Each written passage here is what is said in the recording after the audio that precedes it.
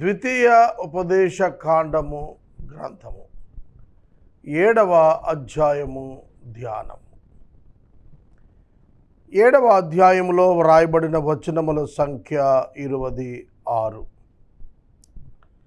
ఈ 26 వచనాలు కూడాను ఇశ్రాయేలు జనాంగము తాము ప్రయాణము చేసి చేరుకొనబోయేటువంటి కనాను భూభాగములో ఉన్నటువంటి 7 జాతుల ప్రజలను దేవుడు వెడలగొట్టి వారికి ఆ స్వాస్థ్యాన్ని ఇస్తానని చెప్పారు. దానిని గూర్చిన వివరణ ఇందులో కనిపిస్తుంది. వాళ్ళను వెళ్ళగొట్టాల్సిన అవసరత ఏమిటి? కనాను నుంచి ఇది ప్రభువు ఈ అధ్యాయం అంతా చెప్పారు. ఎందుకు వెళ్ళగొట్టాలంటే వారు విగ్రహారాధికులు. దేవుని ప్రధాన ఆజ్ఞ నేను తప్ప వేరొక దేవుడు మీకు ఉండకూడదని. 7 జాతుల ప్రజలను కూడా యెహోవా కాదు దేవుడు, వేరొకరిని దేవునిగా వారు ఏర్పరుచుకున్నారు, పెట్టుకున్నారు, తయారు చేసుకున్నారు, పూజిస్తున్నారు. నిజదేవుణ్ణి సత్యదేవుణ్ణి ఎరుగని వారు. అందుకే వారిని ఆ స్థలం నుండి దేవుడు వెళ్ళగొడుతున్నాడు. ఇశ్రాయేలీయులను ఆ స్థలములోనికి ప్రవేశపెడుతున్నాడు, ఆ దేశములోనికి. ఇది వారి పితరుడైన అబ్రహామునకు ముందస్తుగానే తెలియచేశాడు. మోషే ఆదికాండాన్ని వ్రాసినప్పుడు ఆదికాండము గ్రంథము 15వ అధ్యాయము 20వ వచనం దగ్గర 7 జాతుల ప్రజలను వెడలగొట్టి ఆ స్వాస్థ్యాన్ని వీరికి ఇస్తాననేది ప్రమాణం కూడా చేశాడని చెబుతాడు. కనుక అక్కడ విగ్రహారాధన చేయకూడదు, చేస్తే దేవుడే వారిని ఆ స్థలం నుండి మరలా వెళ్ళగొట్టేస్తాడనేది సారాంశం. కాబట్టి ఇక్కడ 7 జాతుల ప్రజలను ప్రత్యేకంగా ఉండాల్సినటువంటి అవసరతను గురించి వారికి ఎలా దూరంగా ఉండాలో చెబుతాడు మొదటి 6 వచనాల్లో. 7వ అధ్యాయం మొదటి 6 వచనాల్లో ప్రత్యేకించబడుటను గూర్చినటువంటి ప్రత్యేకమైన చట్టాలున్నవి. 7వ వచనము మొదలు 8వ వచనము వరకు దేవుడు ఇశ్రాయేలీయులను ఎన్నుకోవటానికి కారణం ఇశ్రాయేలు గొప్పతనం కాదని, అది దేవుని యొక్క ప్రణాళికని దేవుడు చెప్పారు. 9, 10 వచనాలలో దేవుని యొక్క వ్యక్తిత్వం వర్ణించబడింది. 11వ వచనము మొదలుకొని మనకు ఈ అధ్యాయం చివరి వరకు కూడాను 11వ వచనం మొదలుకొని 27 దీవెనలు, 27 బ్లెస్సింగ్స్, కండిషనల్ బ్లెస్సింగ్స్ అంటే షరతులతో కూడినటువంటి దీవెనలు ఏదైతే ద్వితీయోపదేశ కాండము 28వ అధ్యాయంలో మొదటి వచనం నుండి చెప్పాడో వాటిని గూర్చిన వివరణ ఈ అధ్యాయంలో ఉంది. ఇక మొదటి వచనం నుండి వాక్యాన్ని మనము ధ్యానము చేసుకుందాము. నీవు స్వాధీనపరచకొనబోవు దేశములోనికి నీ దేవుడైన యెహోవా నిన్ను చేర్చి బహుజనములను అనగా సంఖ్యకును బలమునకును నిన్ను మించిన హిత్తీయులు, గిర్గాషీయులు, అమోరీయులు, కనానీయులు, పెరుజ్జీయులు, హివ్వీయులు, యెబూసీయులు. మొదటి వచనం చదువుకున్నాం. దేవుడైన యెహోవా నీవు స్వాధీనపరచుకొనబోవు. మీరు ఇక్కడ ఒక ప్రత్యేకమైన విషయాన్ని గ్రహించాలి. మీకు 2 విషయాలు చెబుతాను. ఒకటి, మీరు స్వాధీనపరచకొనబోవు. రెండో పదం, యెహోవా మీకు స్వాధీనపరచు. ఈ 2 పదాలు కరెక్ట్.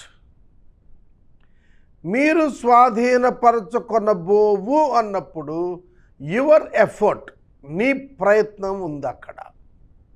ఎందుకంటే నువ్వు స్వాధీనం చేసుకుంటున్నావు, నీవు కారణం.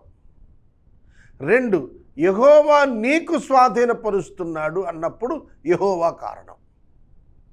కాబట్టి ఈ మిషన్లో దేవుడు ఇశ్రాయేలీయులను పాలిభాగస్తులను చేశాడు. ఎవరైనా తనకంటే మించిన బలము కలిగినటువంటి సంఖ్యలో బలములో మించిన వారిని జయించగలరా? ఒకసారి ఆలోచించండి.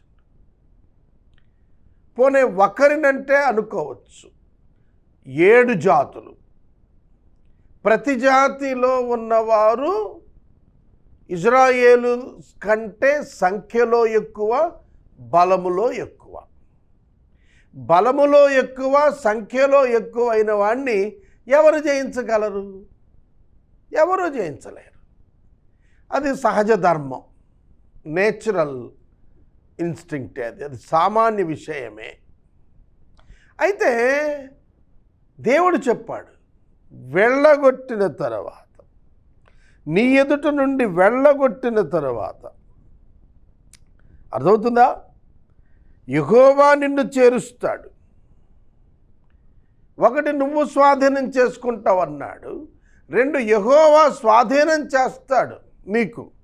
అంటే నిన్ను చేరుస్తాడు అక్కడికి, నీకు అప్పగిస్తాడు నీ దేవుడిని యెహోవా వారిని. కాబట్టి ఇద్దరు కారణం. It is a joint operation of God and Israel. దేవుని యొక్క నామం నందు విశ్వాసం ఉంచిన క్రీస్తు బిడ్డలు కూడా ఈ విధమే. Ministry is nothing but joint operation. సేవ అనేది ఒక సంయుక్త కార్యక్రమం, సంయుక్త కార్య సమ్మేళనం.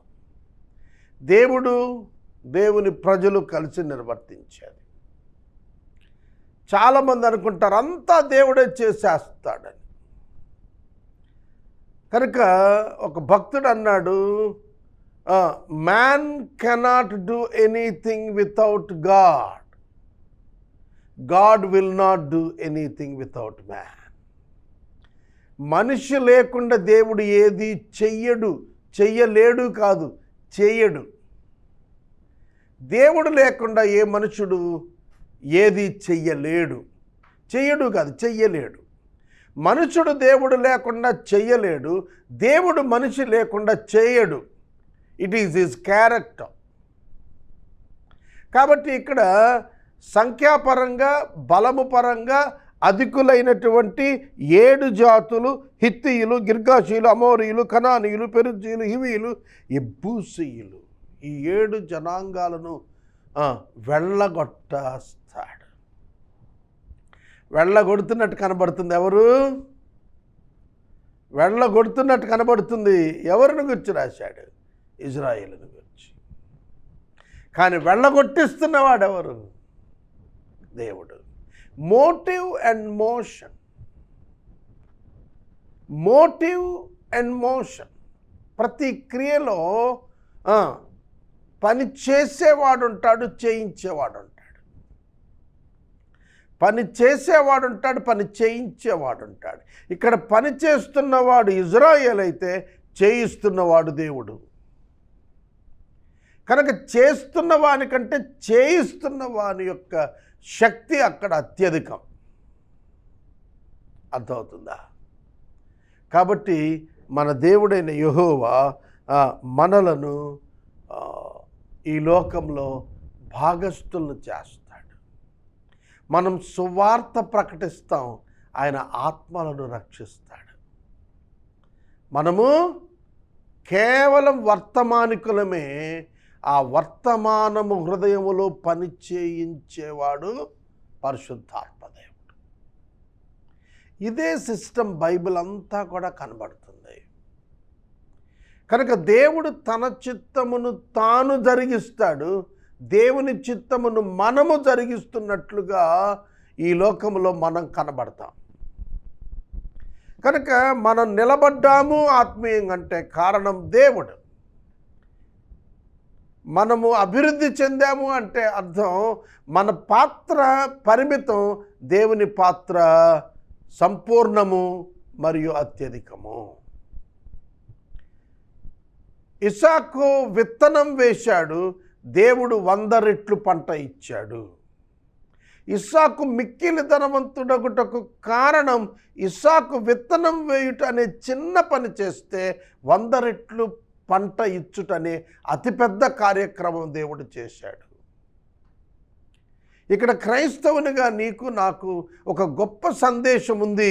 అదేమిటి అనగా విశ్వాసముతో మనము గ్రహించవలసిన సంగతి ఏమనగా, if you put your little effort, God will put his great effort.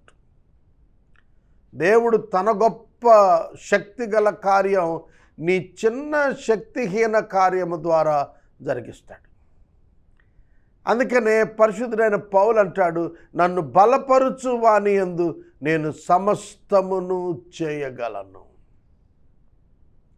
నన్ను బలపరుచు వాని యందు నేను సమస్తమును చేయగలను. చిన్న సాక్ష్యం చెబుతాను. నేను చాలా పేదవాడిని. Financially I'm a poor man. నేను 100 లాంగ్వేజెస్లో బైబిల్ కామెంటరీ తేవాలనుకున్నాను. నా పాత్ర పనిచేయుట, దేవుని పాత్ర సంపూర్ణము చేయుట. నా పాత్ర ప్రారంభించుట, ఆయన పాత్ర ముగించుట. అర్థమవుతుందా? 33 ఏళ్ల సేవలో నేను ఇది చూశాను. నేను బలహీనుడును, నా యందు దేవుడు తన శక్తి పరిపూర్ణం చేశాడు, చేస్తున్నాడు, చేస్తాడు. 3 tenses చేశాడు, చేస్తున్నాడు, చేస్తాడు. చేశాడు past tense, చేస్తున్నాడు ప్రజెంట్ టెన్స్, చేయబోతున్నాడు, చేస్తాడు ఫ్యూచర్ టెన్స్. నిన్న నేడు రేపు ఏకరీతిగా ఉన్న దేవుడిని కలిగి ఉన్నాము. He is a live. ఆయన సజీవుడైనటువంటి దేవుడు. కనుక నీకంటే శక్తి కలిగినటువంటి వాటిని నీకు స్వాధీనం చేసేటువంటి దేవుడు బైబిల్ గ్రంథంలో మనము ఆరాధిస్తున్నటువంటి దేవుడు. కానీ ప్రాక్టికల్గా మనం వాటిని చూడలేకపోతున్నాం. అందుకే మనం విశ్వాసంలో గ్రోత్, ఎదుగుదల లేదు. సోదరుడా, సోదరి, ఈ వచనంలో ప్రతి మాట మన గుండెలలో మనం దాచుకోవాలి. నీవు స్వాధీనపరుచుకొనబోవు దేశములోనికి నీ దేవుడిని యెహోవా నిన్ను చేరుస్తాడు. నీ ఎదుట నుండి వాళ్లను ఆయన వెళ్ళగొడతాడు. కత్తి లేని యుద్ధాలు చేశారు ఇశ్రాయేలీయులు. ఆశ్చర్యం కాదు? న్యాయాధిపతుల గ్రంథంలో మీరు తిరగేస్తే కత్తి వాడకుండా గిద్యోను నిర్వర్తించినటువంటి యుద్ధం కనిపిస్తుంది. అమోనీయుల మీద, అసంఖ్యాకమైన మిడతల వంటి సైన్యం మీద మట్టి కుండలు బద్దలు కొట్టి విజయం సాధించినటువంటి వానిగా గిద్యోను కనపడతాడు. సోదరుడా, సోదరి, what do you think of your God? నీ దేవుని గురించి నువ్వేమనుకుంటున్నావు? ఈ గొప్ప సందేశాన్ని స్వీకరించు. నీ దేవుడు నీ చేత నిన్ను మించి గొప్ప కార్యాలు జరిగిస్తాడు. That is the God of the Bible. నిన్ను దేవుడు ఆ స్థలమున చేర్చి నీ ఎదుట నుండి 7 జనములను వెళ్ళగొట్టిన తరువాత నీ దేవుడైన యెహోవా వారిని నీకు అప్పగించున్నప్పుడు నీవు వారిని హతము చేయవలెను. దేవుడు తన కోర్స్ ఆఫ్ యాక్షన్లో కొన్ని కమాండ్స్ మనుషులకు ఇస్తాడు. ఎందుకంటే ఆయన మన యొక్క కమాండర్. కమాండో ఆపరేషన్ కమాండర్ నిర్వర్తిస్తాడు. We are all commandos of God and he is our commander. మనమంతా ఆయన చేతులు సైనికులము, ఆయన మన సేనాధిపతి. మనం ఆయన చెప్పినది చేసి తీరాలి. ఆయన ఏం చెప్పాడు తెలుసా? వాళ్ళను హతము చేయవలెను. వెళ్ళగొట్టిన తరువాత వారిని నీవు హతము చేసేయాలి, వారిని నిర్మూలం చేసేయాలి. వారిని నీవు నిబంధన చేసుకోకూడదు, వారిని కరుణించకూడదు. కొన్ని మాటలు కఠినంగా అనిపిస్తాయి. దేవుని మాటలు దేవుని ఆలోచనలతో చూడాలి తప్ప మానవ ఆలోచనలతో చూడకూడదు. ఇది అతి ప్రాముఖ్య పాఠం బైబిల్లో. దేవుడు ఏదైనా చెప్పాడు అంటే అది దైవ కోణంలో అర్థం చేసుకోవాలి తప్ప మానవీయ కోణంలో కాదు. ఇప్పుడు బైబిల్ విమర్శకులందరూ కూడా దేవుని వాక్యాన్ని మానవీయ కోణంలో జడ్జి చేస్తున్నారు, మెజర్ చేస్తున్నారు. అందుకే వారికి వాక్యం వక్రీకరణగా అర్థమవుతోంది. ఒక ఎగ్జాంపుల్ చెప్తాను. బైబిల్ గ్రంథంలో ఇప్పుడు మనం చదివిన ఈ మాట, నీవు వారిని కరుణింపకూడదు, వారిని నిర్మూలము చేయవలెను, వారిని హతము చేయాలి, వారితో వియ్యమందకూడదు, వారికి నీ కుమార్తెని ఇవ్వకూడదు, వారికి నీ కుమారుణ్ణి ఇవ్వకూడదు. ఇవన్నీ హ్యూమన్ ఆస్పెక్ట్లో ఎట్లుంటాయంటే రాంగ్లీ గైడింగ్ పీపుల్లా అనిపిస్తాయి. ఏమిటి ఇట్లా చెప్తాడు దేవుడు? చంపమంటున్నాడు, కరుణించొద్దంటున్నాడు, నిర్మూలన చేసేయి అంటున్నాడు, వాళ్ళకి పిల్లనివ్వద్దు, వాళ్ళ పిల్లని చేసుకోవద్దంటున్నాడు. ఏమిటి దేవుడు? కనుక we don't want this God. మాకు ఈ దేవుడు వద్దని చెప్తున్నారు లోకస్తులు. God has his own reason. దేవుడు తన ప్రజలను తన కొరకు ప్రతిష్ఠించుకున్న వారిని తన ఆలోచన చొప్పున, చిత్తం చొప్పున నిలవబెట్టుకొనుట కొరకు ఆ 7 జాతుల ప్రజలను నిర్మూలన చేయమన్నాడు. ఎవరిని కరుణించొద్దన్నాడు. ఎందుకు అనగా God is the judge. The ultimate judge is the God. మానవునికి అంతిమ తీర్పు తీర్చేవాడు దేవుడు. కనుక వారికి తీర్పును విధిస్తున్నాడు దేవుడు అని అర్థం చేసుకోవాలి. విగ్రహారాధికులు ఆల్రెడీ తీర్పు తీర్చబడ్డారు. ఆ తీర్పు ఏమిటంటే వారు చేస్తున్న విగ్రహారాధన కారణం చేత వారు నిత్య నరకాగ్నికి లోనై ఉన్నారు. వారు జీవించి ఉన్న వారి యొక్క అంతిమం నిత్య నరకాగ్ని. వారి శారీరక మరణం తర్వాత వారు నివసించవలసినటువంటిది దేవునికి దూరంగా పాతాళమే. ఆ తదుపరి అంతిమ తీర్పు తర్వాత అగ్నిగుండమే. దేవుడు సర్వాధికారి అయినటువంటి దేవుడు. దేవునికి సార్వభౌమిక అధికారం ఉన్నది. మానవుని పైన సార్వభౌమిక అధికారము దేవునిదే. God can judge any one at any time, at any place, at any circumstances. దేవుడు ఒక మనుషుణ్ణి ఏ స్థలములో అయినా, ఏ సమయంలో అయినా, ఏ సంఘటనతో అయినా ఆయన తీర్పు తీర్చడానికి ఆయనకి అధికారం ఉన్నది.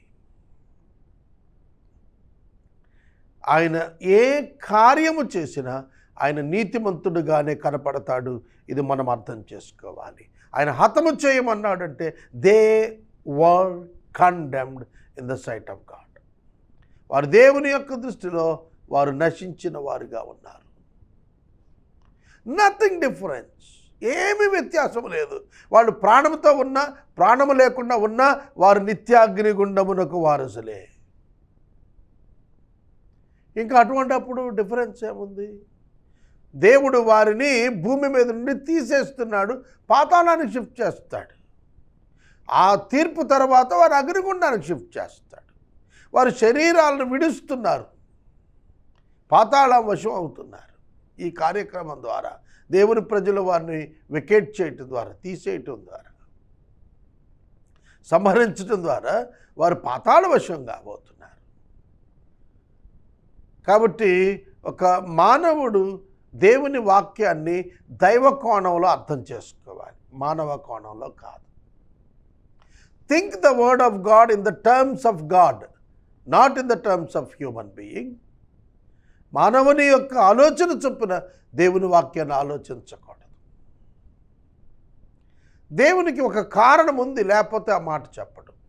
ఎందుకంటే కనాను దేశంలో అప్పటికే నివాసం ఉంటున్న 7 జాతుల ప్రజలు దేవుని ప్రజల యొక్క స్పిరిచువల్ లైఫ్ కరప్ట్ చేస్తారు. వాళ్లను విగ్రహారాధన వైపు మళ్ళిస్తే వీరు కూడా ఆ దేశంలో ఉండకుండా వెళ్ళిపోవాల్సి వస్తుంది, దేవుని ఆగ్రహానికి గురై పారిపోవాల్సి వస్తుంది అక్కడి నుంచి. That is the reason. ఆ కారణం చేత దేవుడు ఇజ్రాయేలు వారికి చెబుతున్నాడు, 7 జాతుల ప్రజలను మీరు కరుణించక నిర్మూలం చేయండి, సంహరించండి అని చెబుతున్నాడు. 3వ వచనంలో వారితో వియ్యమందొద్దు, కుమార్తెను ఎద్దు, కుమారుని పుచ్చుకోవద్దు, నన్ను అనుసరింపకుండా ఇతర దేవతలు పూజించేటట్లు నీ కుమారుని వాళ్ళు మళ్ళిస్తారు. అందును బట్టి యెహోవా కోపాగ్ని నీ మీద రగులుకొని ఆయన నిన్ను త్వరగా నశింపజేస్తాడు. అదే కారణం. దేవుడు కారణాన్ని కూడా బయలుపరిచాడు. నీ కుమారుడు విగ్రహారాధన చేసేటట్లు నువ్వు వియ్యమందితే వారి కుమార్తెలు అతన్ని ప్రేరేపిస్తారు, అలా నీ కుమారుడు నశించిపోతాడు. ఎవరు విగ్రహారాధన చేసినా నాశనమైనట్లే. ఇశ్రాయేలీయులకు అందుకనే విగ్రహారాధన చేయవద్దనేది ఆజ్ఞ ఇచ్చాడు. అన్యుల విగ్రహారాధన చేసినా చేయకపోయినా ఒకటి, ఎందుకంటే వారు ఆల్రెడీ నశించారు, వారు దేవుని యొక్క నామమునందు విశ్వసించిన వారు కానే కారు. క్రైస్తవుడు విగ్రహారాధన చేయకూడదు. 7వ వచనము మొదలుకొని 9వ వచనము వరకు చదివిన ఈ వాక్య భాగంలో అతి గంభీరమైన విశేషాలు ఉన్నాయి. ఒకసారి చూడండి. సర్వజనుల కంటే విస్తార జనమని మిమ్ము ఏర్పరచుకొనలేదు అన్నప్పుడు దేవుని ప్రజలకు సంఖ్యా నిమిత్తము లేదు. దేవుడు ఎవరైనా ఆయన ఏర్పరచుకున్నాడు అన్నప్పుడు వారెంతమంది అనే సంఖ్యతో నిమిత్తం లేదు. ఇది చాలా ప్రాముఖ్యమైన పాఠం.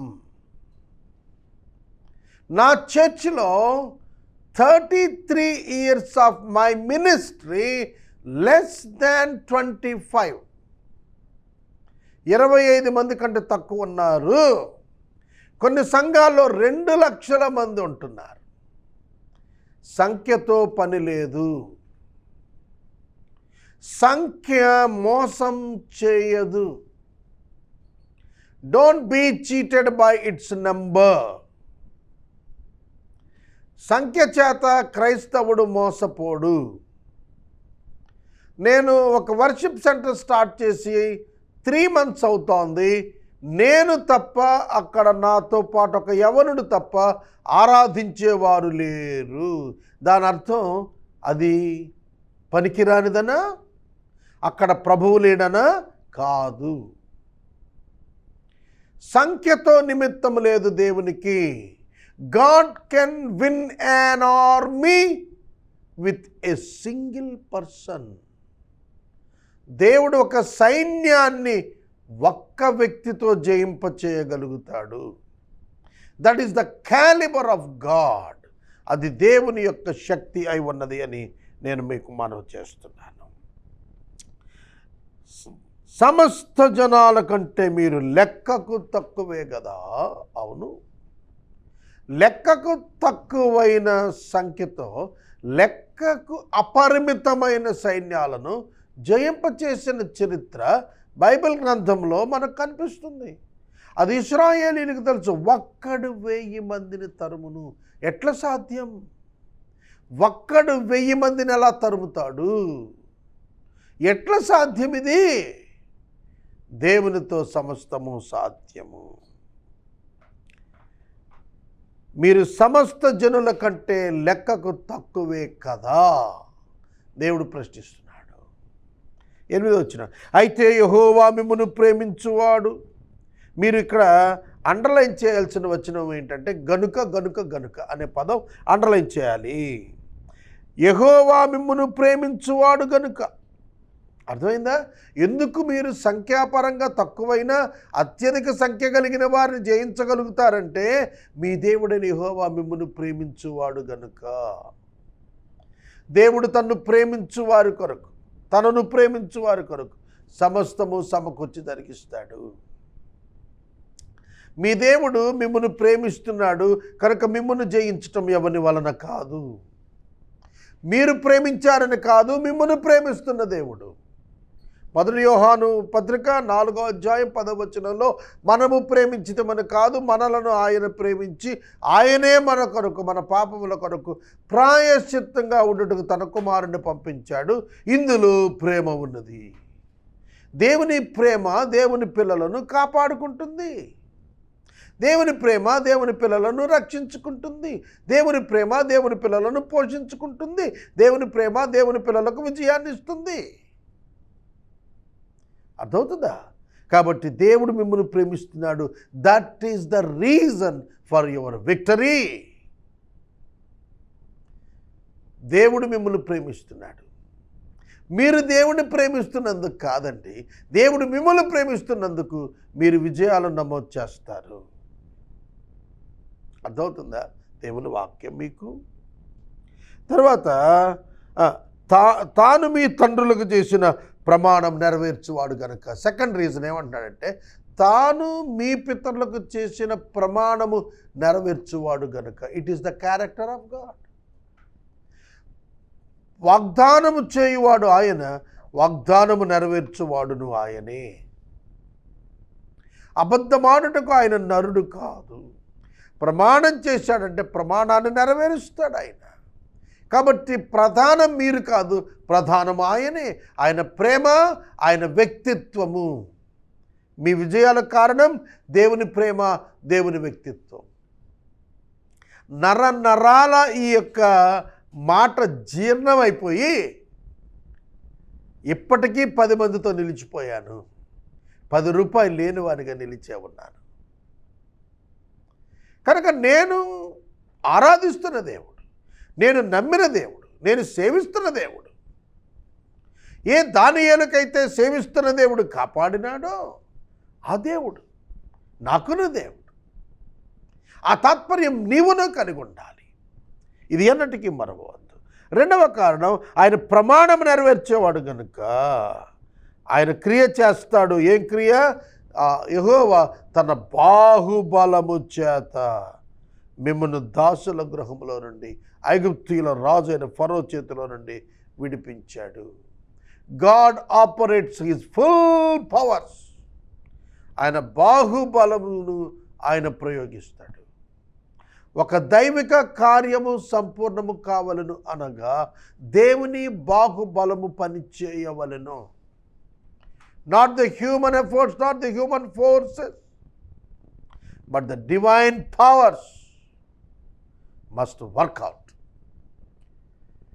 దేవుని యొక్క బాహుబలము పనిచేసినప్పుడే అక్కడ విజయం కలుగుతుంది. దేవుని బాహుబలం పనిచేయకుండా విజయం కలగదు.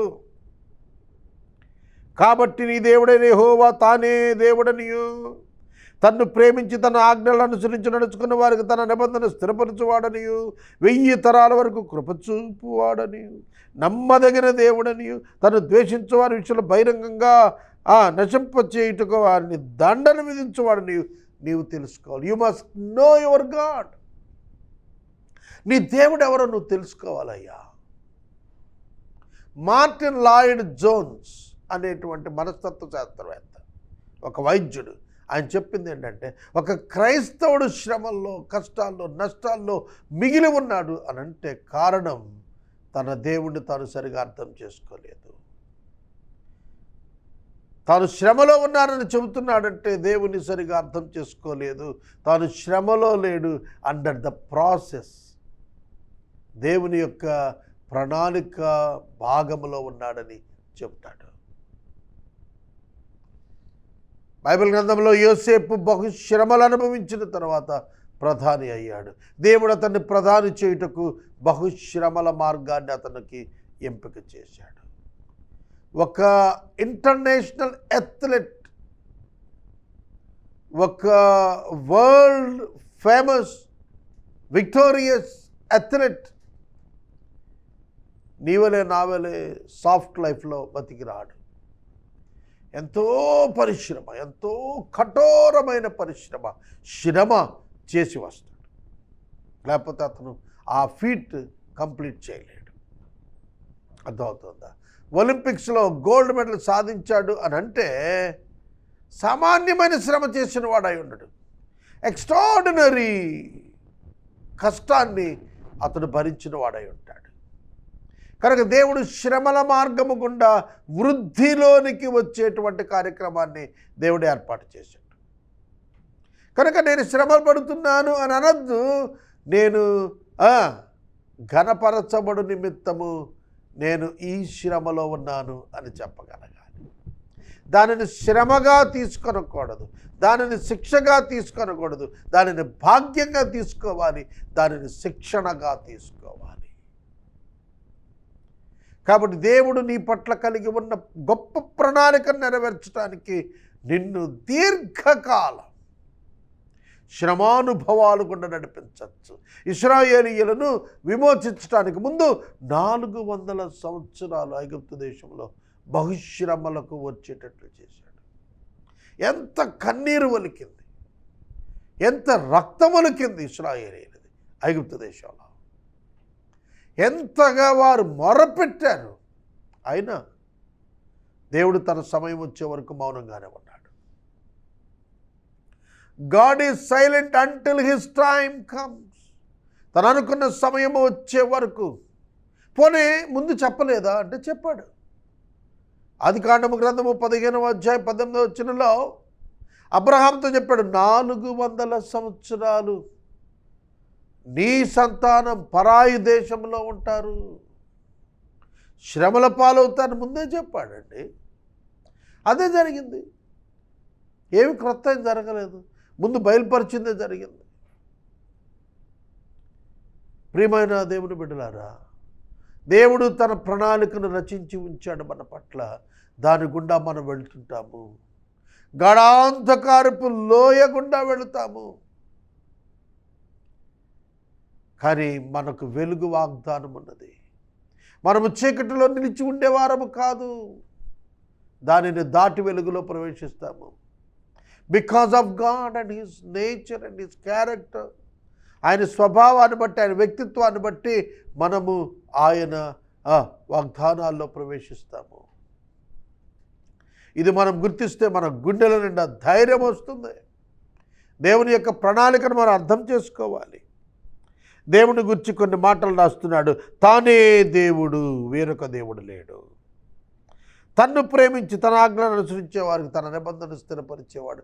దేవుడు నిబంధన స్థిరపరుస్తాడు, మనుషులు కాదు.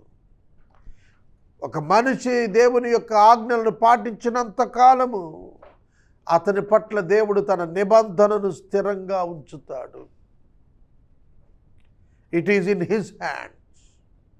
నిబంధనను స్థిరపరిచేవాడు దేవుడండి, మనుషులం కాదు. మన బాధ్యత ఆయన ఇచ్చిన ఆజ్ఞలను పాటించటమే. ఆయన నిబంధన స్థిరపరుస్తాడు. కాబట్టి our relationship with God depends upon God, not in us. మన సంబంధం దేవునితో దేవుని చేతిలో ఉంది, మన చేతిలో కాదు. It will never wane, it will never cut off. అది తెగిపోయేది కాదు. అది ఆయన చేతుల్లో ఉన్న నిబంధన.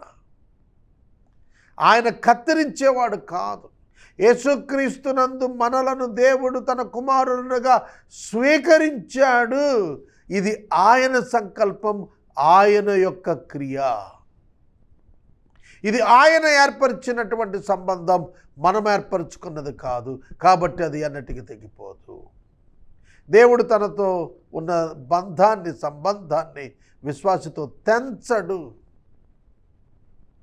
దేవుడు తెంచడు, మానవుడు తెంచుకోలేడు కూడా. ఈ విషయాన్ని మనం గుర్తెరగాలి. తర్వాత మనం ఆజ్ఞను అతిక్రమించాం కదా అని దేవుడు మన నుంచి దూరం అయిపోవటం లేదు, దేవుడు మనతో వస్తూనే ఉన్నాడు. మనము తిరిగి మార్పు నొంది మారు మనసు పొంది ఆయన వైపు తిరగాలి. That is the message in the Bible. Repent and turn to me. మారు మనసు పొంది నా యుద్ధకు రండి అని దేవుడు పిలిపిస్తున్నాడు బైబిల్లో. దేవుడు మనుషులను వారి పాపాన్ని బట్టి తృణీకరించడం లేదు, వారు పాపమును చేసిన ప్రేమిస్తూ వారిని వెనక్కి తిరిగి రమ్మని చెబుతున్నాడు. ఇది కృపాకాలంలో ఇప్పుడు జరుగుతున్నది. నీ పాపాన్ని బట్టి దేవుడు నిన్ను విడిచిపెట్టడం లేదు, నీ పాపాన్ని బట్టి నువ్వు పశ్చాత్తాపడి వెనక్కి రావాలని ఆయన కోరుతూ నీ వెనకే వస్తున్నాడు. నీకు సమీపంగానే ఉన్నాడు, నీకు దూరం కాలేదు. నువ్వు దూరం వెళుతున్నా ఆయన నీకు సమీపంగానే వస్తున్నాడు. ఇది కృపాకాలంలో దేవుడు చేస్తున్న కృపా కార్యమే. నమ్మదగిన దేవుడనియు 1000 తరాలకు కృప చూపేవాడనియు. చూస్తున్నారా? నువ్వు నమ్మకంగా ఉంటే నీ బిడ్డల తరాల పట్ల ఆయన కృప చూపిస్తాడు. ఆయన నమ్మదగిన దేవుడు. తన్ను ద్వేషించు వారిలో ప్రతి వారిని బహిరంగంగా నశింపు చేయుటకు వారికి దండన విధించువాడని. మనకు బైబిల్ గ్రంథంలో ఇశ్రాయేల్ చరిత్ర చూస్తే ఆకోరు లోయలో, బాధాకరమైన లోయలో ఆకాన్ అనేవాడు రాళ్లతో కూడా చంపేశారు. దేవుడు తన జడ్జిమెంట్స్ను ఎప్పుడైనా, ఎక్కడైనా, ఎవరి మీదనైనా, ఏ స్థలమైనా, ఏ దేశమైనా ఆయన ఇవ్వటానికి సమర్థుడైన దేవుడు. ఇచ్చేస్తాడంతే. అది నువ్వు తెలుసుకోవాలి. God can judge anyone at any place at any time. ఏ సమయంలోనైనా, ఏ స్థలంలోనైనా, ఏ వ్యక్తులైనా దేవుడు తీర్పు తీర్చగలిగిన వాడని నీవు మొదట తెలుసుకోవాలి. తనను ద్వేషించే వారిని బహిరంగంగానే ఆయన శిక్షిస్తాడని, దండను విధిస్తాడని నువ్వు తెలుసుకోవాలి. చరిత్ర అంతా అదే చెబుతోంది. బైబిల్ చరిత్రే కాదు, మానవ ప్రపంచ చరిత్ర కూడా దేవుని తీర్పులు వెలువడి అనేకులు నశించినట్లుగా సాక్ష్యం ఉన్నది. 10వ వచనం, ఆయన తన్ను ద్వేషించు వారి విషయంలో ఆలస్యము చేయక బహిరంగముగా వారిని దండన విధించిన. ఓల్డ్ టెస్టిమెంట్ పీరియడ్లో, ధర్మశాస్త్ర కాల సమయములో జరిగిన సంఘటనలు ఇవి. మీకు ధర్మశాస్త్ర కాలము అనేది పెంతెకొస్తు పండుగ దినాన సంఘం ప్రారంభమైంది. అపోస్తల కార్యములు గ్రంథం 2వ అధ్యాయం. అప్పటి వరకు కూడా వర్తిస్తుంది, అప్పటికీ కూడా వర్తిస్తుంది. అర్థమవుతుందా? ప్రియమైన దేవుని బిడ్డలారా, దేవుని యొక్క వాక్యములు అనేక మంది మీద దేవుని యొక్క తీర్పులు వచ్చాయి.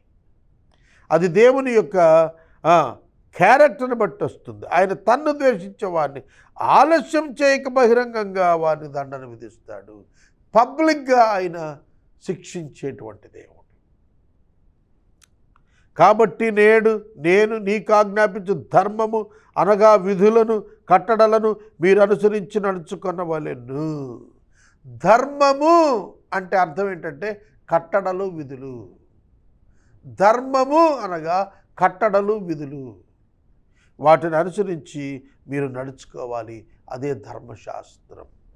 ఇశ్రాయేలీయులకు ధర్మశాస్త్రం ఇచ్చాడు, క్రైస్తవునికి బైబిల్ ఇచ్చాడు. బైబిల్లో న్యూ టెస్ట్మెంట్లో చాలా ధర్మం రాయబడి ఉన్నది, కట్టడలు, విధులు రాయబడి ఉన్నవి. ఆచరించవలసిన విధానములన్నీ కూడా న్యూ టెస్ట్మెంట్లో మీకు వ్రాయబడ్డ ఈ పత్రికల్లో. వాటన్నిటిని చదవాలి, వాటన్నిటిని మనం పాటించాలి. మనము పాటించినందున క్రైస్తవులం కాదు, క్రైస్తవుడైనందున పాటించాలి. అర్థమవుతుంది? నీవు విశ్వాసివి కనుక వాటిని పాటించాలి. వాటిని పాటించిన వాళ్ళందరూ విశ్వాసులు కాదు. వాటిని పాటిస్తున్నామని రుజువు చేసుకుంటే విశ్వాసి కాలేడు. విశ్వాసి అయినందున వాటిని దేవుని శక్తితో పాటించగలుగుతాడు. ఈ వ్యత్యాసం నువ్వు తెలుసుకున్నంతకాలం కూడా విశ్వాసికి అవిశ్వాసికి తేడా తెలియదు. But God knows it. దేవుడికి తన గొర్రెలేమో వారికి తెలుసు, ఆయనకి తెలుసు. నీవెవరవో నీకు తెలుసు, నీవెవరవో నీ దేవునికి తెలుసు. నీకు దేవునితో సంబంధం ఉందో లేదో నీకే తెలుసు. దేవుడు నీ పక్షమున ఉన్నాడో లేదో నీకే తెలుస్తుంది. అది పరిశుద్ధాత్మ దేవుడు నీకే తెలియచేస్తాడు. నిన్ను కన్ఫ్యూజన్లో ఉంచడు దేవుడు, ఎప్పుడు క్లారిటీతో ఉంచుతాడు.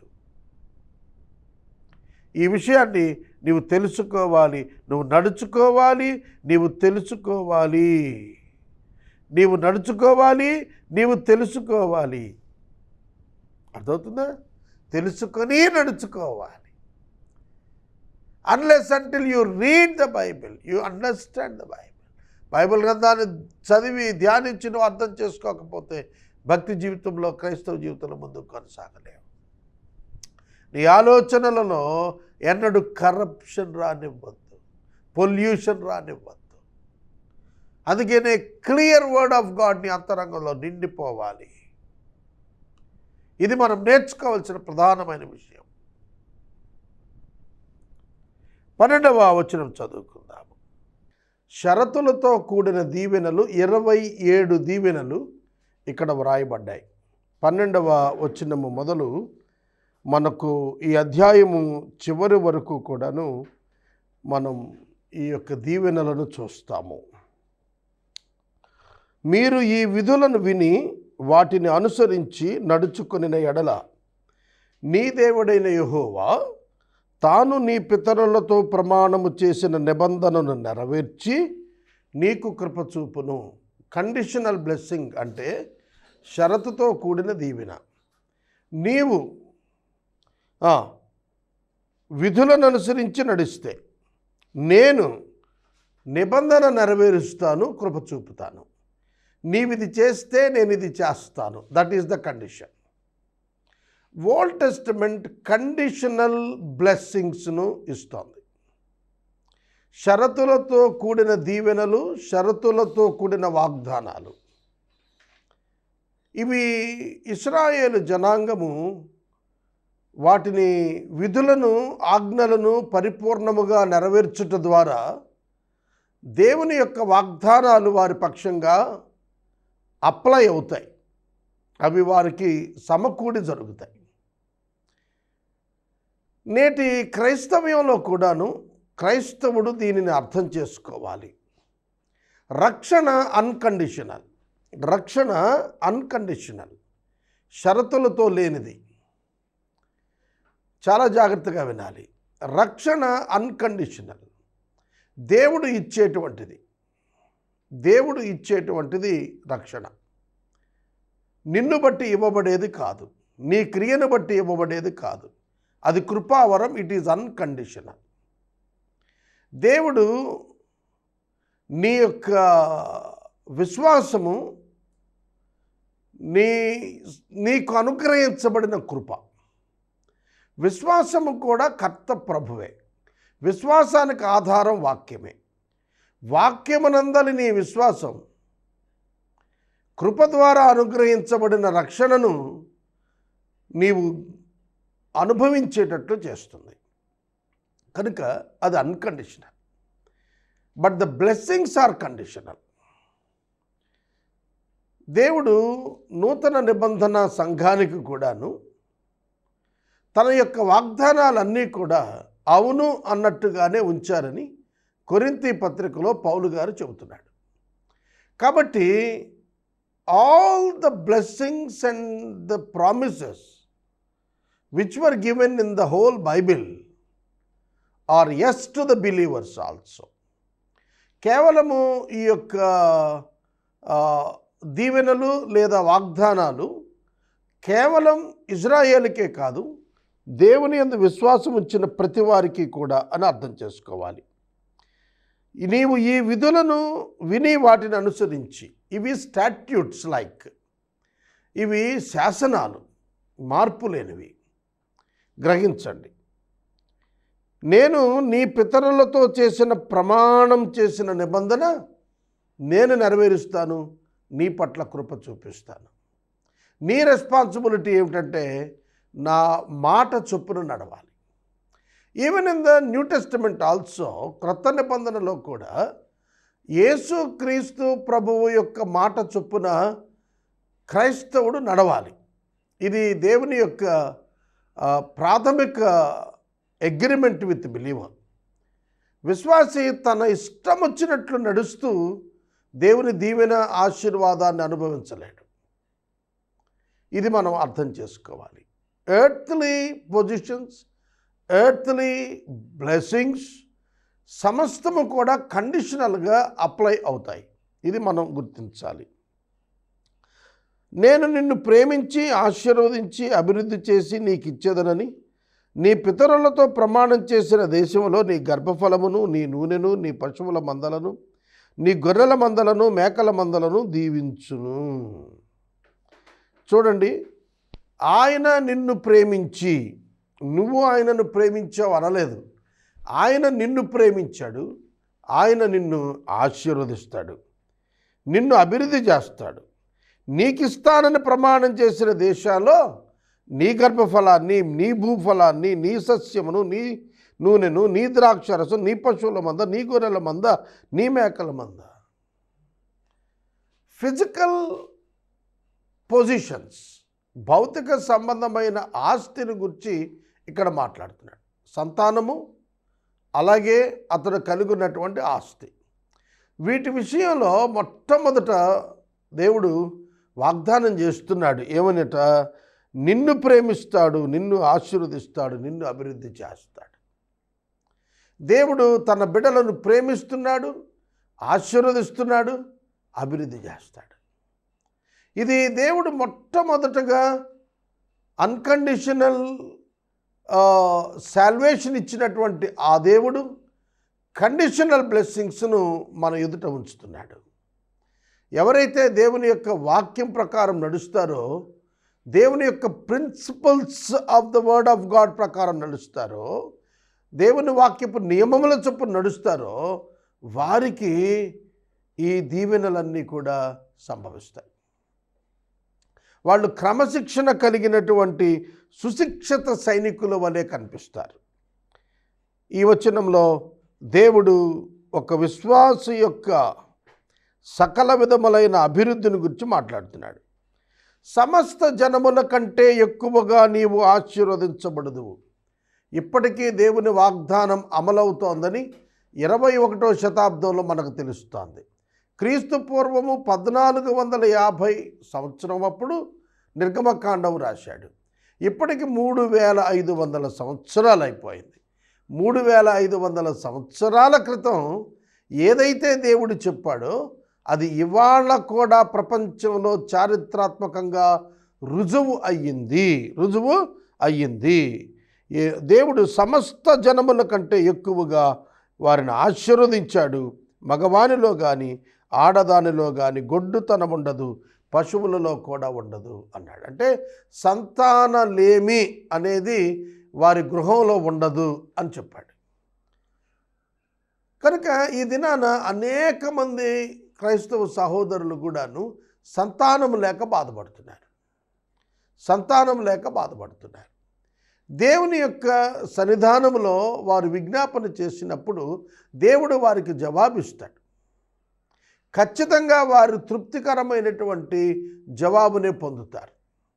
దేవుడు సంతానము ఇచ్చేవాడు. గర్భఫలము యెహోవా ఇచ్చు బహుమానం.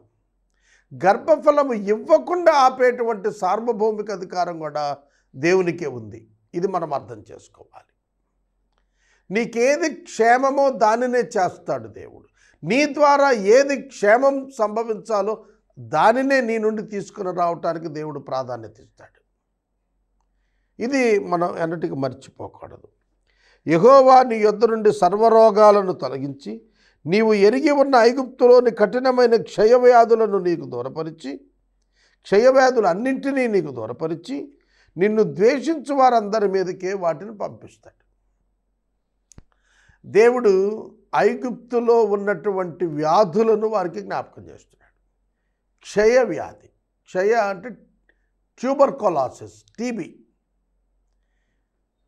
ఇప్పుడు ట్యూబర్కులోసిస్కి మెడిసిన్ వచ్చింది, కుష్ఠవ్యాధికి కూడా మెడిసిన్ వచ్చింది. ఎరాడికేట్ అయిపోయింది, ఇంచుమించుగా ఎరాడికేట్ అయింది కుష్ఠవ్యాధి, తొలగించబడింది. కనుక మనుషులు ఎదుర్కొంటున్నటువంటి తీవ్రమైనటువంటి వ్యాధుల్లో దేనిని నీకు రానివ్వను, నీ శత్రువుల మీదకే వాటిని నేను పంపిస్తాను, నిన్ను ద్వేషించిన వారికి ఇస్తాను ఆ వ్యాధి తప్ప నీకు ఇవ్వను అని అంటున్నాడు. అంటే నేను నిన్ను ఆ వ్యాధుల చేత శిక్షించనని చెబుతున్నాడు.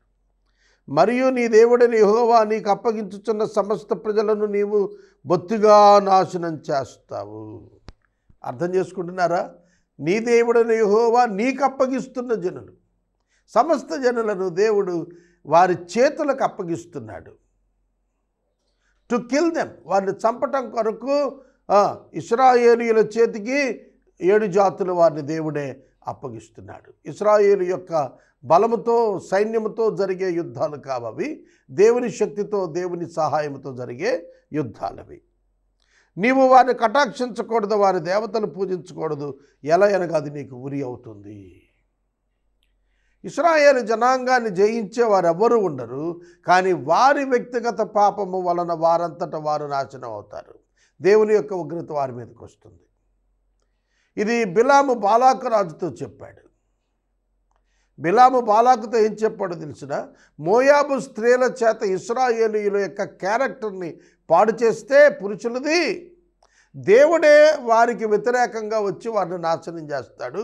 ఇక భూమి మీద ఉన్న ఏ జాతి కూడా ఇశ్రాయేలును నాశనం చెయ్యలేదు సమూలంగా, అది చెప్పాడు. ఆ విధంగానే బాలాకు మోయాబు స్త్రీల చేత ఇశ్రాయేలీయులను పండుగలకు పిలిపించి వారితో వ్యభిచరించి వారంతా స్వకీయ నాశనం పొందేటట్టుగా, దేవుని ఆగ్రహానికి గురయ్యేటట్టుగా చేశాడు. కనుక అది నీకు ఉరి అగును అంటే దైవ ఉగ్రతకు నీవు లోనవుతావు అని అర్థం. ఈ జనములు నాకంటే విస్తారముకున్నారు, నేను ఇట్లు వారిని వెడలగట్టుదును నీవు అనుకుందువేమో, వారికి భయపడవద్దు. నీవు అనుకుందువేమో అనేది doubt. Don't doubt God and don't doubt your self. దేవుణ్ణి అనుమానించుకో. దేవుణ్ణి అనుమానించినప్పుడు నిన్ను నీవు అనుమానించుకోకు. దేవుడు నీ ద్వారా చేసే కార్యాన్ని నీవెట్లా అనుమానిస్తావు? నీ దేవుడు నీ ద్వారా జరిగించే గొప్ప కార్యాలు నీ ద్వారా ఆయన జరిగించడానికి కారణం నువ్వు కాదని తెలిసినప్పుడు నువ్వెందుకు అనుమానిస్తావు? అనుమానించకూడదు, అనుమానించనక్కరలేదు. ఎందుకంటే మన దేవుడు సర్వశక్తి కలిగిన దేవుడు, సర్వ జ్ఞానము కలిగిన దేవుడు, సర్వ సంపద కలిగిన దేవుడు. ఆయన సంకల్పించినది ఏది నిష్ఫలం కాదని మనం తెలుసుకోవాలి. కాబట్టి ఈ జనాలు నాకంటే విస్తారం, నాకంటే బలవంతులు, కనుక నేనెట్లా వెళ్ళగొడతాను అనుకోవద్దు. ఇది నీ వల్ల జరిగేది కాదు, దేవుని వల్ల జరిగేది. కాబట్టి వారికి భయపడకు. నీ దేవుడైన యెహోవా ఫరోకును ఐగుప్తు దేశమంతటికి చేసిన దానిని, అనగా నీ దేవుడైన యెహోవా నిన్ను రప్పించినప్పుడు నీ కన్నులు చూచిన ఆ గొప్ప శోధనలను, సూచక క్రియలను, మహత్కార్యములను, బాహుబలమును, చాచిన చేతిని బాగుగా జ్ఞాపకం చేసుకునము. నీకు భయం పుట్టిస్తున్న ఆ జనులందరికీ నీ దేవుడైన యెహోవా అలాగే చేస్తాడు. ఐగుప్తీయుల పట్ల దేవుడు నీ కొరకు ఎటువంటి మహత్కార్యాలు, సూచక క్రియలు, బాహుబల ప్రదర్శన చేశాడో అలాగా నీ పట్ల నీ యొక్క దేవుడు నీ శత్రువుల నాశనం కొరకు అలా చేస్తాడు. నువ్వు చరిత్ర బాగా జ్ఞాపకం పెట్టుకో, భవిష్యత్తులో అది రిపీట్ అవుతుంది నీకు. హిస్టరీ రిపీట్స్ అని చెబుతున్నాడు. నువ్వు బాగుగా జ్ఞాపకము పెట్టుకోవాలి. Don't forget the works of God in your life. దేవుని యొక్క ఆశ్చర్య కార్యాలు నీ జీవితంలో చేయబడినవి ఎన్నడూ మర్చిపోవద్దు. దేవుడు చేసిన కార్యాలు జ్ఞాపకం చేసుకున్నప్పుడు నువ్వు విశ్వాసంలో బలపడతావు, ఆత్మస్థైర్యం వస్తుంది, నీకు ధైర్యం వస్తుంది, నీకు నిరీక్షణ కలుగుతుంది, నీ దేవునిపై పరిపూర్ణ నమ్మకం కలుగుతుంది, నీపై నీకు నమ్మకం కలుగుతుంది. నీ శత్రువును జయించేటువంటి శక్తి సామర్థ్యాలు దేవుని అందరి విశ్వాసం ద్వారానే నువ్వు సంపాదించుకుంటావు, ఒక గిఫ్ట్గా పొందుకుంటావు. ఇది నువ్వు అర్థం చేసుకోవాలి. మరియు మిగిలిన వారును నీ కంటబడక దాగిన వారును నశించే వరకు నీ దేవుడైన యెహోవా వారి మీదకి పెద్ద కందిరీగలను పంపును. మిగిలిన వారు నీ కంటబడక దాగినవారు అంటే నువ్వు చంపగా మిగిలిన వారు, ఇంకా దాగినవారు, దాక్కున్నవారు. కొందరు శత్రువులు ఇశ్రాయేలీయులకు భయపడి దాక్కుంటే వారి కందిరీగల చేత వారి మీదకి పంపి వారిని నశింపజేస్తానంటాడు. వారికి జడియవద్దు, నీ దేవుడిని యెహోవా నీ మధ్యన ఉన్నాడు. ఆయన మహాభయంకరుడైన దేవుడు, మహాదేవుడు. ఆయన భయంకరమైన మహాదేవుడు. ఆయన మీ మధ్య ఉన్నాడు, మీరు భయపడద్దు. నీ దేవుడిని యెహోవా నీ మధ్య ఉన్నాడు. ఇశ్రాయేలీయులకు మధ్య ఉన్నాడు. శాంక్చురీ అంటారు, అతి పరిశుద్ధ స్థలం. ప్రత్యక్ష గుడారంలో అతి పరిశుద్ధ స్థలంలో మందసం పెట్లో ఆయన సన్నిధి ఉంది. ఆయన అక్కడి నుండి మాట్లాడేవాడు. కాబట్టి అది వారి మధ్యన ఉన్నది. వారి మధ్యన ఎప్పటి వరకు అయితే మందసం పెట్టిందో అప్పటి వరకు వారికి అపజయం కలగలేదు. మందసము బలసూచకంగా వారి మధ్యన ఉంది. దేవుని యొక్క ప్రజెన్సే వారి యొక్క శక్తి. ఇవాళ మనకైతే అంతకు మించి ప్రజల మధ్య ఉన్న మందసం, ప్రజల మధ్య ఉన్న దైవ సన్నిధి, ప్రజల మధ్యనున్న దైవాత్మ దేవుని ప్రజలమైన మనలోనికి వచ్చారు. That was the capacity of the new testament believer. That is the privilege of the new testament believer. నూతన నిబంధన విశ్వాసి యొక్క ఆధిక్యత, నూతన నిబంధన యొక్క విశ్వాసి యొక్క కెపాసిటీ, అది శక్తి, అది సామర్థ్యం. అది కనుక దేవుడు మనలో ఉన్నాడు కనుక మనం భయపడకూడదు. శత్రువుకు భయపడకూడదు. ఆర్థిక విషయాలకు భయపడకూడదు. అనారోగ్య విషయాలకు భయపడకూడదు. ఆరోగ్యం, అనారోగ్యం, పేదరికం, సంపద, ఇలా మనం చూస్తున్నప్పుడు నిన్ను భయపెట్టే వాటి నుంచి విడిపించే దేవుడు నీలో ఉన్నాడని నీవు తెలుసుకున్నప్పుడు నీవు దేనికి భయపడవు. 22 వచనం, నీ దేవుడిని యెహోవా నీ ఎదుట నుండి క్రమక్రమముగా ఈ జనులను తొలగిస్తాడు. దేవుడు ఒకేసారి 7 జాతులను తొలగించడం లేదు. క్రమక్రమం బాగా, 1 by 1, place by place, 1 by 1, place by place, ఒకరి వెంబడి ఒకరిని, ఒక స్థలములో వెంబడి మరొక స్థలాన్ని, టోటల్గా వాళ్ళు ఆ కనానంతా కూడా ఆక్యుపై చేసే వరకు కూడా దేవుడు సహాయం చేస్తూ వచ్చాడు. Nearly 40 years. యెహోషువ ఒక ఇంచుమించుగా 40 సంవత్సరాల పాటు వారికి స్వాధీనపరిచే కార్యక్రమాన్ని చేస్తూ వచ్చాడు. ఒక యంగ్ వారియర్గా తన యొక్క జర్నీ ప్రారంభించి ఓల్డ్ మ్యాన్గా అతడు ఆ జర్నీ ముగించాడు. ఆఖరణ అతడు స్వాస్థ్యం తీసుకున్నాడు. ఇశ్రాయేలీలందరికీ పంచిన తరువాత అతడు స్వాస్థ్యం తీసుకున్నాడు. అతడు అప్పటికి వృద్ధుడయ్యాడు. కాబట్టి క్రమక్రమంగా తొలగించాడు. దేవుడు క్రమక్రమంగా ఆశీర్వదించే దేవుడు. దేవుడు క్రమక్రమముగా వృద్ధి పొందించే దేవుడు. దేవుడు క్రమక్రమముగా శత్రువును తొలగించేటువంటి దేవుడు. కనుక దేవుని యొక్క వాక్యాన్ని అర్థం చేసుకోండి. ఓవర్ నైట్ మిలియనీర్ చేయడు ఆయన. It take its own course. దానికి తగిన సమయాన్ని దేవుడు తీసుకుంటాడు. 33 సంవత్సరాల పరిచర్యలో నేను దీన్ని ఎరుగుదును. నేను 33 ఏండ్లలో గతంలో చేసిన దానికంటే నా భవిష్యత్తులో నేను ఎక్కువ సేవ చేస్తానని నేను ఎరుగుదును. ఎందుకంటే దేవుడు తన శక్తితో బలహీనులను వాడుకునేటువంటి వాడు. Now I became week. Once upon A time in my youth I am strong and healthy. Now I became weak and I'm becoming weak every day. నేను బలహీనుడను, దినదినం బలహీనుడు అయిపోతాను శారీరకంగా. అయితే దేవుడు తన శక్తిని పరిపూర్ణం చేసి మరింత బలంగా వాడుకుంటాడు. దేవుని యొక్క గొప్పతనం అదే. 22వ వచనం 2వ భాగం, అడవి మృగములు విస్తరించి నీకు బాధకములుగా ఉండవచ్చు కనుక నేను వారిని ఒక్కమారే నాశనం చేయతగదు.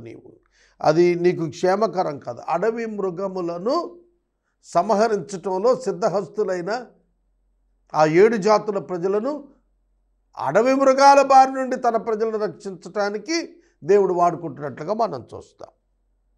అయితే నీ దేవుడిని యెహోవా వారిని నీకు అప్పగించి వారిని నశింపచేయ వరకు వారిని బహుగా తల్లడల చేస్తాడు.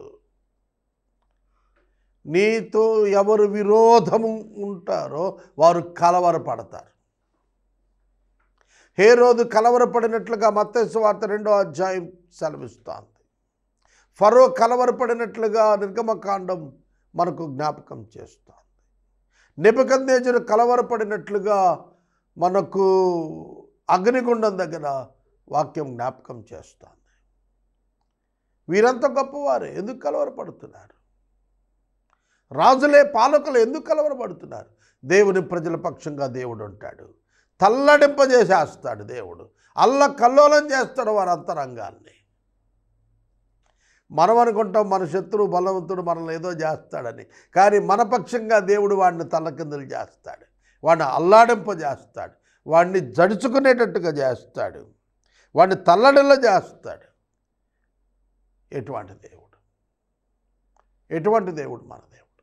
మోషే పక్షంగా దేవుడు నిలబడినప్పుడు ఫరో గడగడలాడిపోయాడు, ఫరో తల్లడిల్లిపోయాడు, ఫరో రాజ్యం నాశనమైంది. కనుక దేవుని పిల్లలను బాధించు వారి యొక్క కుటుంబాలు, బాధించు వారి జీవితాలు తల్లడిల్లిపోతాయి. ఆయన వారి రాజులను నీ చేతికి అప్పగిస్తాడు. నీవు ఆకాశం క్రింద నుండి వారి నామాన్ని నశింపచేయాలి. నీవు వారిని నశింపచేయ వరకు ఏ మనుషుడు నీ ఎదుట నిలబడలేడు.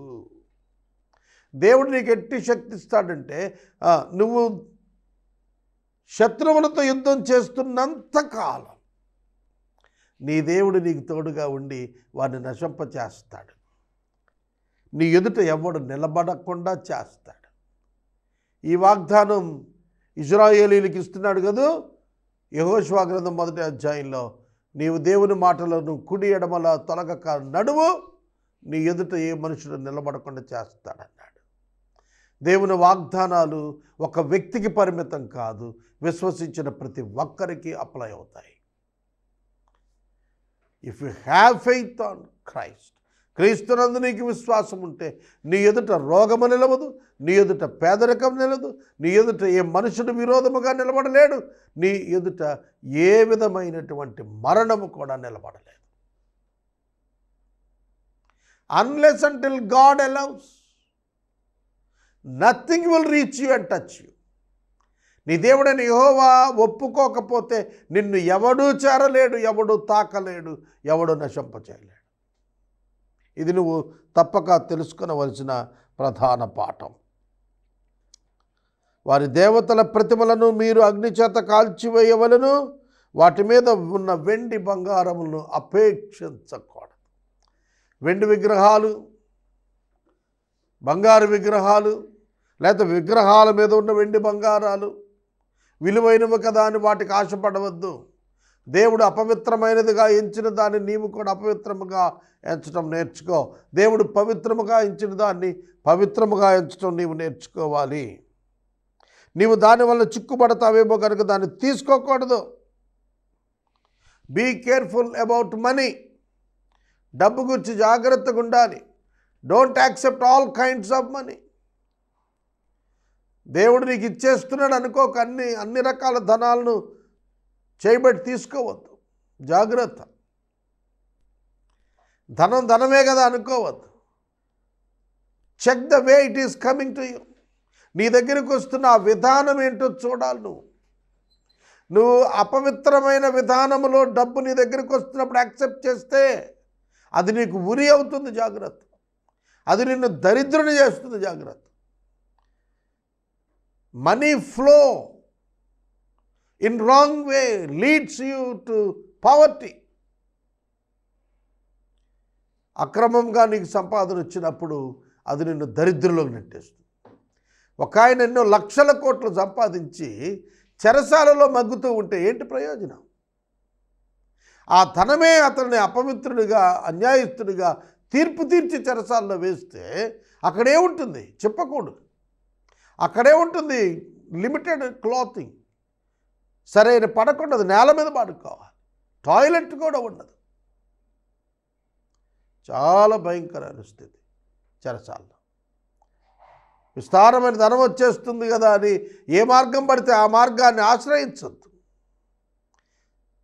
ఎర్న్ ఇన్ ఎ రైచియస్ వే, నీతి మార్గములో సంపాదించాలి. ఈ రోజుల్లో సేవకులు కూడా అక్రమం చేసి తొలగిపోతున్నారు. ఆర్థిక నేరస్తులు అవుతున్నారు సేవకులు. జాగ్రత్తగా ఉండాలి.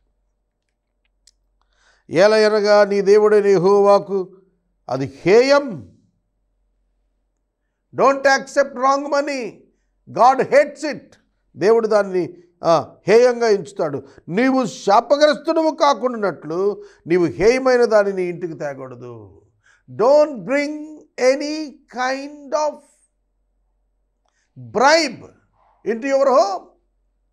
నీ ఇంటికి లంచం డబ్బు తేవద్దు. నీ ఇంటికి కట్నం డబ్బు తేవద్దు. అది హేయమైంది. అది నీకు శాపం తెస్తుంది. సాగర్ గారు, మీరు ఈ కాలంలో ఇలా చెప్తే ఎవరు వింటారు? ఎవడు విన్నా వినకపోయినా వాక్యం చెప్తోంది, నేను చెప్పితే రాలి. కాబట్టి డబ్బు నీతియుక్తమైన మార్గంలో రావాలి. నీకు వ్యాపార అనుభవం చేత లాభం తెలుసుకో, అది మంచిది. అక్రమ వ్యాపారం చేత ధనాపేక్షతో లాభాన్ని తెచ్చుకోకు. అది కట్లపాము వంటిది, నిన్ను కాటేస్తుంది. జాగ్రత్త. డబ్బు దాసుడిగా ఉండాలి. యజమానుడిగా నువ్వు మార్చుకుంటే బానిసమైపోతావు. జాగ్రత్త. దేవుని వాక్యంలో దాని వలె నీవు శాపగ్రస్తుడు కాకుండానట్లు నీవు హేయమైన దానిని నీ ఇంటికి తీసుకొని రాకూడదు. అది శాపగ్రస్తమే కనుక దాన్ని పూర్తిగా అసహ్యించుకొని, బొత్తిగా అసహ్యించుకొని నీవు దూరంగా పెట్టాలి. దాన్ని అర్థమవుతుందా? ఆకాను షీనారు వస్త్రానికి వెండి కమ్మికి ఆశపడ్డాడు. ఏమైంది? రాళ్లతో కొట్టి చంపాల్సి వచ్చింది అతన్ని.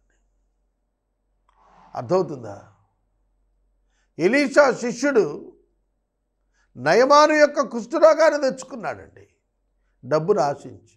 గేహజీ అతనికి, అతని తరతరాల వారికి కూడా అదే కుష్ఠవ్యాధి సంక్రమింప చేయబడింది. అంత పనిష్మెంట్ వచ్చింది అతని మీదకి. ఇవాళ చాలామంది క్రైస్తవులు అక్రమంగా డబ్బు సంపాదించి దారుణమైన పేదరికాన్ని, దారుణమైన అనారోగ్యాన్ని, దారుణమైనటువంటి కోర్టుకు తగువులను అనుభవిస్తున్న వారిని నేను చూశాను. సహోదరుడా, సహోదరి, pure and righteous money, pure and righteous, పవిత్రమైన నీతియుక్తమైన సంపాదన కొంచెం చాలండి, కొంచెం చాలు. It's enough for life. జీవితకాలానికి అది సరిపోతుంది. అంతేగాని డబ్బుతో నీ భద్రత ఉందనుకున్నావో నీవు శాపం తెచ్చుకున్నవాడు. కనుక ధనాపేక్ష సమస్త కీడుకు మూలం. జాగ్రత్త. కనుక దేవుడు అసహించుకున్న దాన్ని అసహించుకో. దేవుడు ధనాన్ని అసహించుకున్నాడా? దేవుడు ధనం వచ్చే విధానాన్ని అసహించుకుంటున్నాడా? ధనము వచ్చు విధానాన్ని అసహించుకుంటాడు. కాబట్టి choose the righteous way in earning. ఇది దేవుడు మనకు చెబుతున్నటువంటిది. కనుక ఆకాశం క్రింద నీవు వారి నామాన్ని నశింపచేయాలి. వారిని పూర్తిగా నశింపచేసి ఆకాశం కింద వారి పేరు వినపడకుండా చేయాలి. ఇవాళ అమ్మోనీయులంటే తెలియదు, మయోనీయులంటే తెలియదు, మోయాబీయులంటే తెలియదు, అమాలేకీయులంటే తెలియదు, గిర్గీయులంటే తెలియదు, కూషీయులంటే తెలియదు. ఏమైపోయారు ఈ జాతులన్నీ కూడా? ఇశ్రాయేలు జనాంగం క్రీస్తు పూర్వము 2000 సంవత్సరాల నుండి, అబ్రహాము కాలం నుండి చారిత్రాత్మకంగా నిలిచిన జాతి. ఫలానా జాతి ఇన్ని వేల సంవత్సరాల నుంచి ఇంత హిస్టరీ కలిగి ఉంది అని జనరేషన్ బై జనరేషన్ చెప్పగలిగిన ప్రపంచంలోని ఏకైక జాతి ఇశ్రాయేలు జాతి. ఇంకా ఏ జాతి కూడా చెప్పలేరు. ఏ జాతి కూడా చెప్పలేరు. దాని చరిత్ర కనపడదు. అంత వివరంగా బైబిల్ గ్రంథంలో దేవుడు లిఖితం చేశాడు. ఇశ్రాయేలు జాతి యొక్క చరిత్రను ఇందులో రాస్తూ వచ్చాడు. ప్రియమైన దేవుని బిడ్డలారా, ఇశ్రాయేలుకు ఖ్యాతి ఎందుకు కలిగిందో తెలుసా? ఇశ్రాయేలు ఎందుకు నిలిచి ఉందో తెలుసా? ఇజ్రాయేలు దేవుని బట్టి అది నిలబడింది. బైబిల్ గ్రంథంలో ఆదికాండం 26వ అధ్యాయంలో గెరారు రాజు అంటాడు ఇస్సాకుతో, నీకు మేము భయపడుతున్నాము అంటే కారణం నువ్వు కాదు, నీ బలం కాదయ్యా, నీ వెనకున్న దేవుడు. అబ్రహాము వెనక ఉన్న దేవుడిని బట్టి శత్రువులు భయపడ్డారు. దావీదు వెనక ఉన్న దేవుడిని బట్టి శత్రువులు భయపడ్డారు. సోదరుడా, సోదరి, నిన్ను బట్టి ఎవరు భయపడరు, నీ దేవుని బట్టి నీకు భయపడతారు. నిన్ను బట్టి అనుకుంటున్నావేమో, అది నా వ్యక్తిగత అనుభవంలో అనేక సంవత్సరాలు నేను చూశాను. నేను వాక్యాన్ని ఇక్కడ ముగిస్తున్నాను. దేవుడు అసహించుకున్న దాన్ని నువ్వు అసహించుకో, దేవుడు వద్దన్న దాన్ని నువ్వు త్రోసివేసేయి. దేవుడు నీ ఇంటికి తేకూడదని చెప్పిన దాన్ని నీవు ఎన్నడూ నీ ఇంటికి తీసుకుని రావద్దు, అది శాపం అవుతుంది. జాగ్రత్త. 7వ అధ్యాయం ముగించుకుందాం.